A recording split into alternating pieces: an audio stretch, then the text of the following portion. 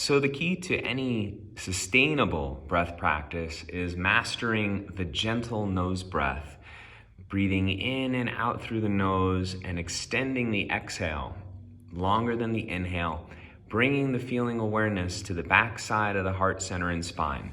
So how do we do this? Every person's breath is different, but the key is that the inhale and the exhale should feel easy and gentle. So there's a few pointers. First is on the inhale.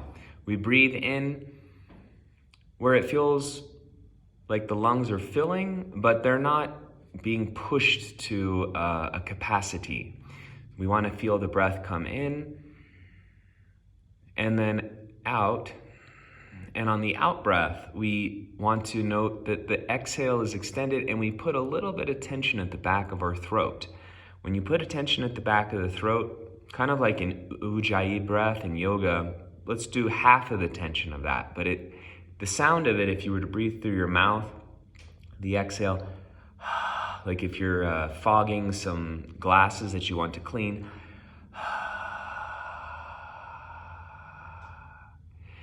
but then you close your mouth,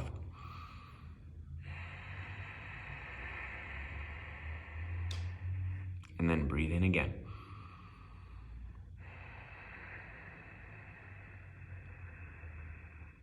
Good. And while I'm exhaling, I'll also notice that my chest is it's descending toward the back of the heart center. The thoracic cavity is gently collapsing, and I'm feeling a good, gentle pressure at the back of my heart center and spine.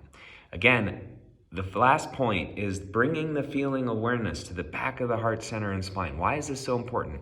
In Qigong, where your awareness goes, Qi flows, right? We're practicing embodiment. And if we can feel just a little bit more softly there, it's going to help wake up the nerve that connects to the right hippocampus of the brain, which is responsible for sending the signal to your heart that says, hey, okay, slow down, heart rate. On your exhale, you'll notice that your heart rate should always slow down in its rhythm. If it doesn't, it means you're probably locked in a sympathetic state in your nervous system. And what the whole benefit of this breath is, this extended exhale nose breath, is to make your heart rate more variable. Heart rate variability is a huge indicator. It's a leading indicator for longevity.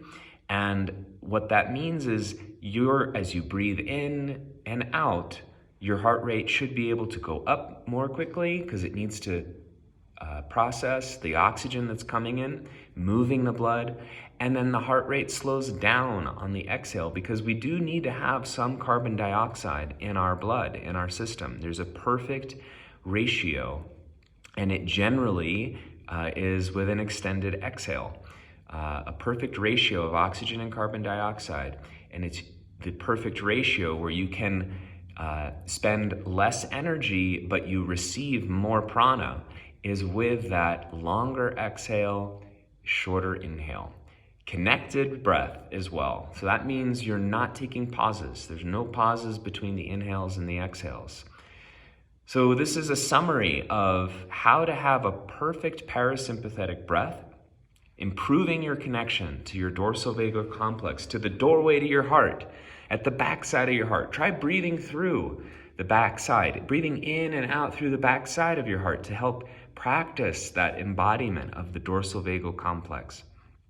The doorway to your parasympathetic nervous system, your self-healing nervous system. And as you do this, you're going to notice feelings of more peace. You may even notice some of the biofeedback signs that you're actually in a parasympathetic state, that your hands or your feet, your extremities become a little warmer, or they become a little bit tinglier, or they become a little bit heavier, or they become a little drier. And you only need to have one of those biofeedback signs to know that, okay, I'm starting to move in the right direction with my breath. My breath is correctly balanced enough where the exhale is longer and I have enough feeling awareness in the dorsal vagal complex. So yeah, there's a response. My extremities are noticing one of those 4 biofeedback signs. So I encourage you to practice this breath at the beginning and the ends of any diaphragmatic breathing that you do, any golden breath work that you do with me. And then do it throughout your day. Do it when you are in the grocery store line and someone is talking at you, or whenever, before you go to bed or when you wake up in the morning. Practice it for 10 or 15 minutes and help flex that muscle. Practice using that muscle of the parasympathetic nervous system, of noticing that you are actually in a parasympathetic, peaceful, self-healing pranic state.